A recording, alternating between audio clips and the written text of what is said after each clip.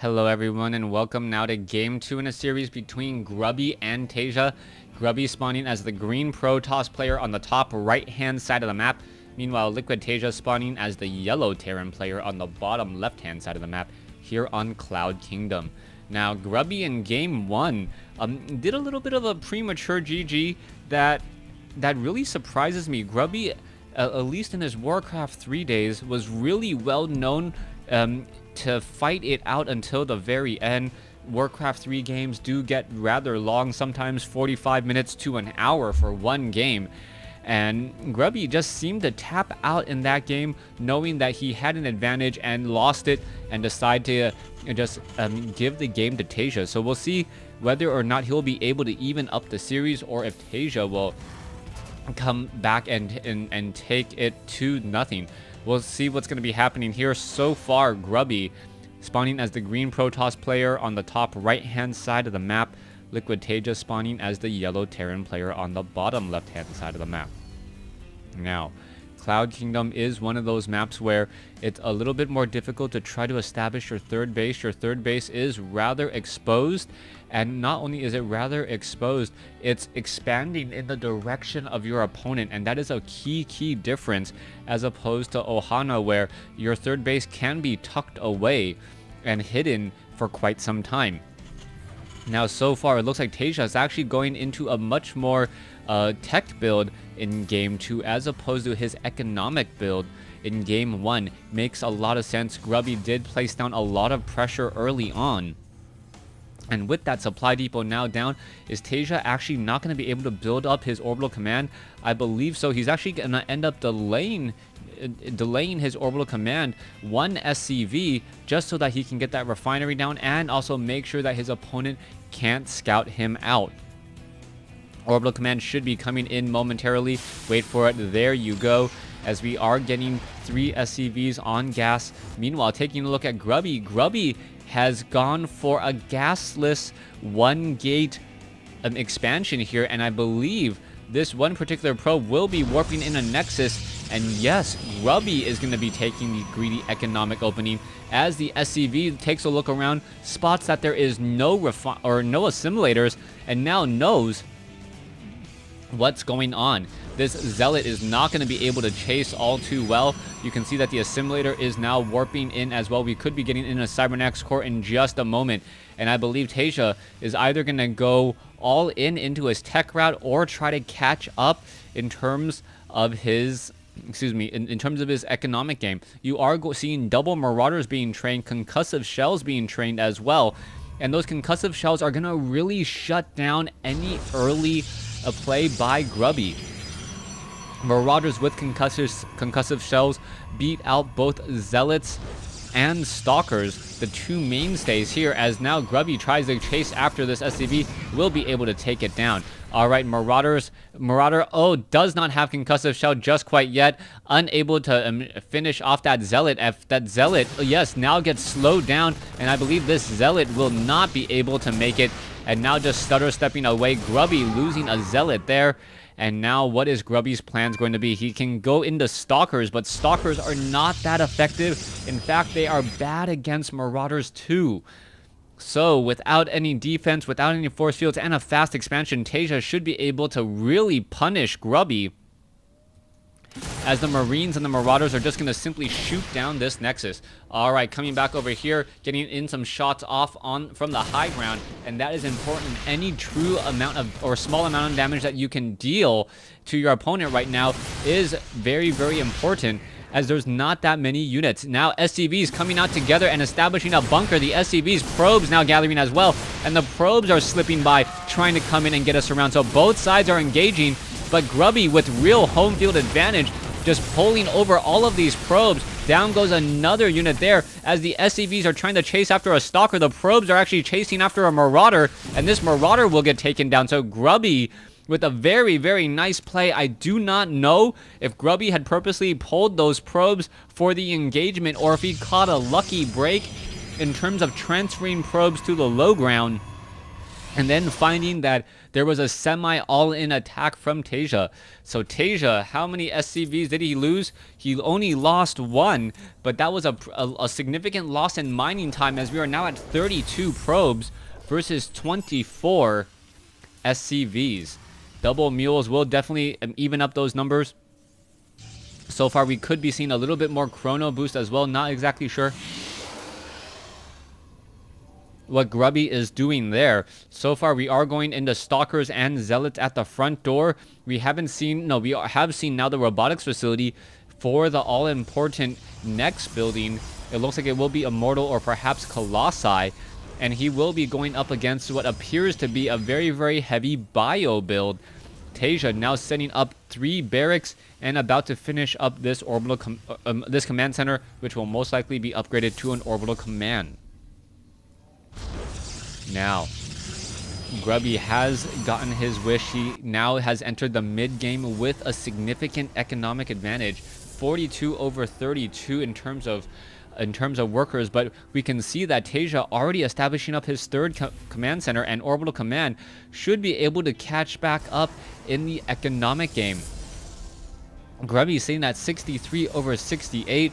We are going to see an SCV now slip around the top side here and perhaps make its way through these stalkers, but not past those sentries, as I believe this SCV just trying to do a little bit of scouting, and the stalkers are going to go ahead and finish it off there. Grubby sitting at 65 over 76 supply, robotics bay being added, and now we are also adding Immortals. Immortals very effective against those Marauders. If it wasn't for the fact that the Marauders are also very effective against those Immortals, one of those things where an even supply, the Immortals do win. And we'll see what's going to be happening here as Sentries, Stalkers, and Zealots are still getting added to Grubby's group.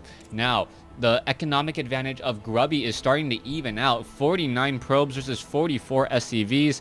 Now we are training up 3 SCVs at a time, going into engineering bay upgrades. And now we are going to see an engagement or a move out by Grubby. Grubby is currently up by about 14 supply. Is it going to be enough, as we are seeing the units now moving out? Army compositions, Grubby is significantly higher, and will it be enough to actually shut down some of these units? It looks like 1 Marine will get taken down. There are Marines now down over here, as a factory is in the air acting as a bit of a scout. We need to see more medevacs being trained. No, we are also seeing some Vikings being trained as well.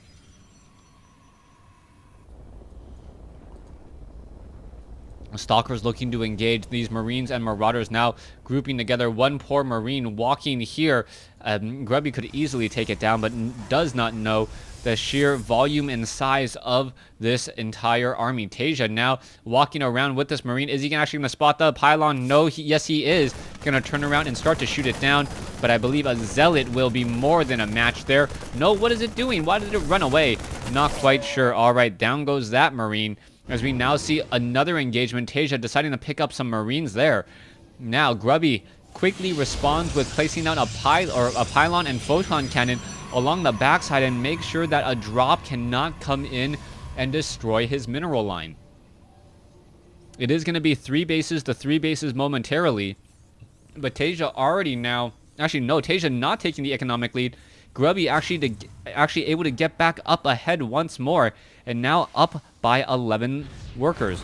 Marines still without combat shield, and that may be a big issue, as we are now going into Templar archives. I do believe, however, that Storm will not be ready, and by the time that combat shield is done, Storm will not be ready, and Taeja will have the additional 10 hit points to try and absorb much of that AoE damage.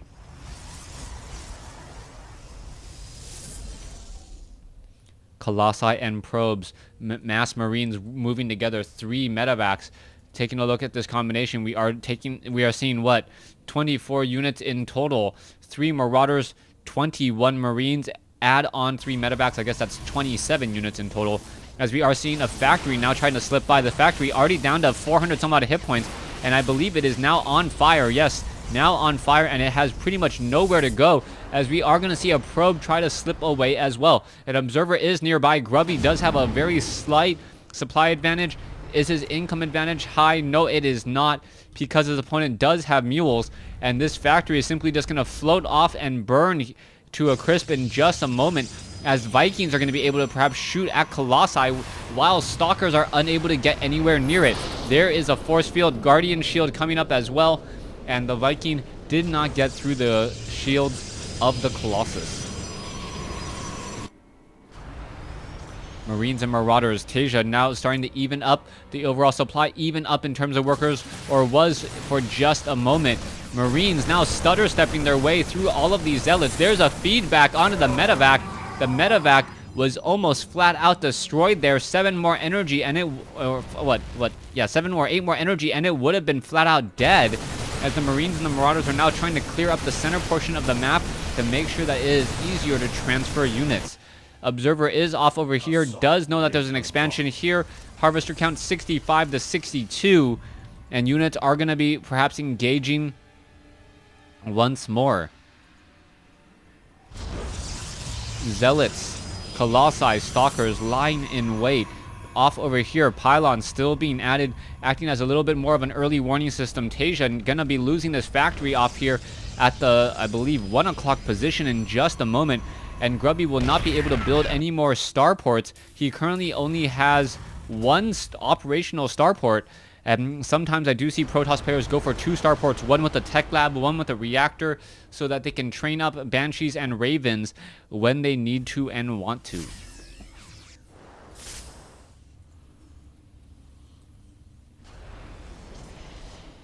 Marines, Marauders, Vikings, Medevacs on the move. Where are these units all going to travel to? The Zealots are getting back. We can see more Zealots coming in, and the Colossi may actually be able to do a bit of damage. No, all these units have backed away once more, as Taeja doesn't like what he's going up against and decides to wait. We are now seeing 2-2 upgrades, soon to be 3-3 upgrades coming in from Taeja. Meanwhile, we are only seeing at 0-1 upgrades, soon to be 1-2 upgrades in just a moment for Grubby.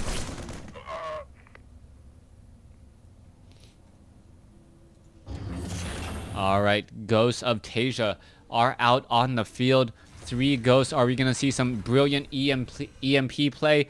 I do believe so. Shutting down all of the sentries, blocking their force field, and perhaps getting in a couple High Templar as well. Archons are now merging together. Where are these units going to go? Grubby could actually feed back those Ghosts, and that is a lot of Ghosts. A very, very expensive composition, as we are now going to see Scanner Sweep come in. Are the Scanner Sweeps going to actually take down yes, able to take down 1 High Templar. High Templars are relatively slow and was unable to get away from that sniper round.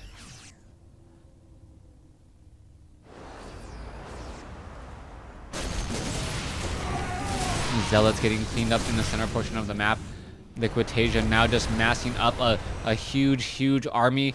You can take a look, a whole bunch of Marines and Vikings and Medevacs just pretty much all grouped together. They're going to be making their way and perhaps defending this expansion, or perhaps trying to attack the 3rd expansion here. Anytime that you are expanding towards your opponent, if you can move your units in a position where they're both attacking and defending, attacking your opponent while defending against any sort of crazy walk-bys, that is exactly what you want to be doing with your army. You can now see also Liquid Taeja is establishing up already has his 4th base established up, soon to be his 5th base, as a Zealot easily gets taken down. Alright, Taeja now moving out with, I believe, a 3-3 force, if not already so, will soon be. Grubby now getting 3-3 upgrades of his own.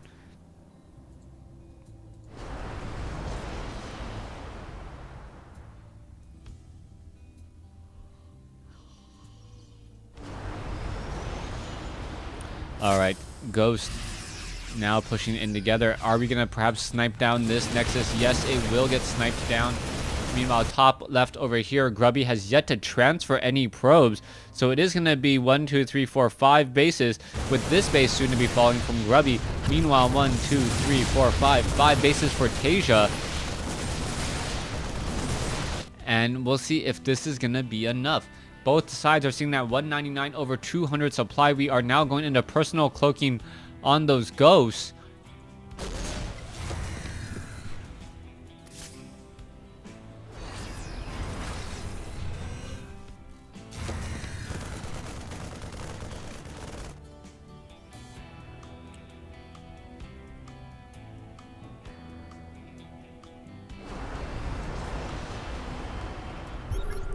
All right, here we go again. Units are moving out. Colossi, Ghost now trying to make their way in. Are they going to be able to snipe anything down? Here's the question. There you go.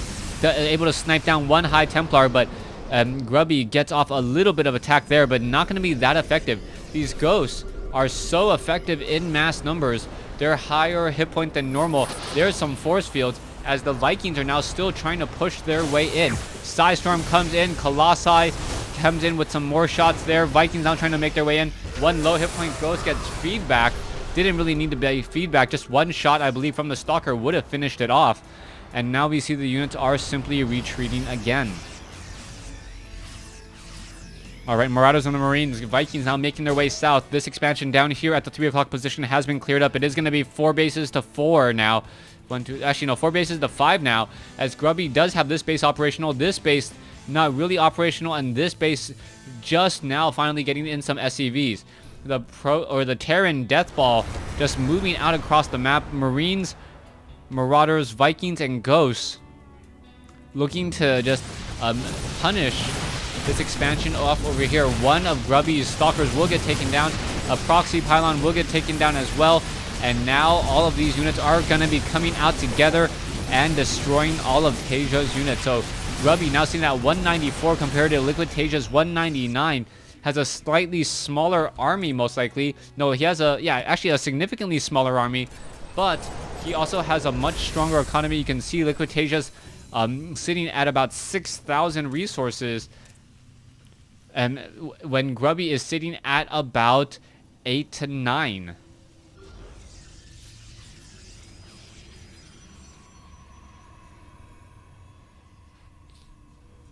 Looking in, Grubby needs to find a way to defend the top left-hand side of the map. If he's not careful, he could end up losing that very, very tactical and strategic location. And if he loses that location, that may just be the beginning of the end, as Taeja does have a double supply or a double mining advantage, or one base mining advantage, perhaps even double if the natural expansions do give out soon. Here we go. Here's the engagement. Vikings now coming in. Vikings pretty much getting shot down here in just a second. Are the Zealots going to be able to make their way in? The Mass Marine Marauder 3-3 upgrades. 3-1-3 upgrades. As the Colossi and the Medevacs Ghosts come in and get off a whole bunch of EMP. Is it going to be enough? As Mass Snipe taking down more units. Another Psystorm comes in, but followed by another Snipe. And I believe Taeja is going to have this. Now doing a defensive tactical nuke, hoping that if the units do make their way over, oh, this could be very bad. This Ghost, yes, does get taken down, and we could be seeing an engagement here. Archons, is it going to try to lead the way? It does not have that much armor, in terms of armor.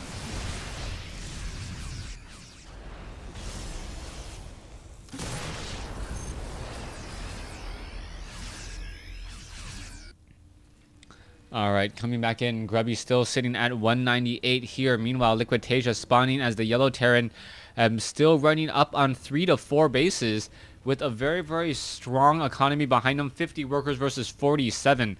The Nexus off over here was destroyed, so Grubby now only mining from essentially one base right now, and even then, he doesn't have, I believe, full saturation. All right, here we see an engagement, a whole bunch of Colossi slicing and dicing into the Ghost. The Ghost now low on hit points. We could see a double snipe. Yes, there is that double snipe again, and that Psystorm to finish it off.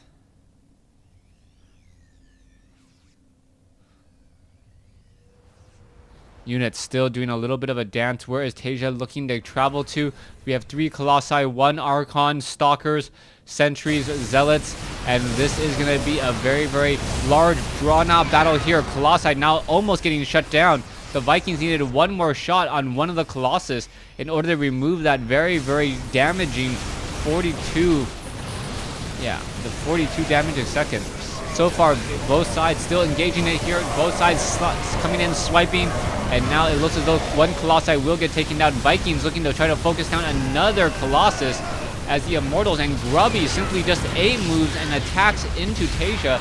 And I believe this will be game 102 versus 172. And the units are still walking together, gonna head up here on the high ground. Stalkers quickly blink their way forward to finish off some of those some of those ghosts. The ghosts now taking up a lot of that damage, even though they are invisible. Some splash damage from that Colossus there.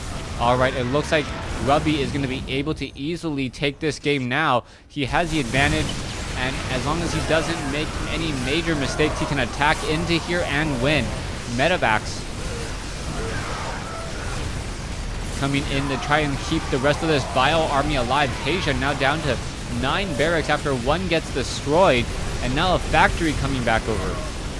Alright, more units still attacking. Grubby has a little bit more in the bank in terms of minerals. Yeah, in terms of minerals so far. Nope, never mind. Liquid Taeja now with also a lot more gas. Apparently Marines don't need a lot of gas here, and that is why we're seeing them so much in abundance. Alright, Taeja now this time, I believe, just delaying the GG just by about 3 minutes. There's not much that Taeja can really do. There's the GG. Stay tuned for Game 3.